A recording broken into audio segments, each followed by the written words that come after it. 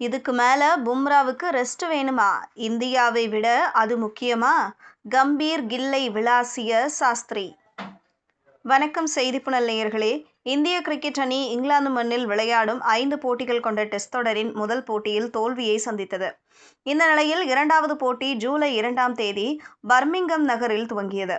அந்த போட்டியில் டாஸ் வென்ற இங்கிலாந்து முதலில் பவுலிங் செய்வதாக அறிவித்தது. இந்திய அணியில் பெரிதும் எதிர்பார்க்கப்பட்ட குல்தீப் யாதவுக்கு பதிலாக வாஷிங்டன் சுந்தர் விளையாடுவதாக அறிவிக்கப்பட்டது. அதைவிட நம்பிக்கை நட்சத்திரம் ஜஸ்பிரித் பும்ரா ஓய்வெடுத்து 3வது போட்டியில் விளையாடுவார் என்று கேப்டன் சுப்மன் கில் அறிவித்தது இந்திய அணிக்கு ஆரம்பத்திலேயே பின்னடைவாக பார்க்கப்படுகிறது என்றே சொல்லலாம். ஏனெனில் உலகின் நம்பர் 1 பெஸ்ட் பவுலராக ஜொலிக்கும் அவர் கடந்த போட்டியில் 5 விக்கெட்டுகளை எடுத்து அசத்தினார்.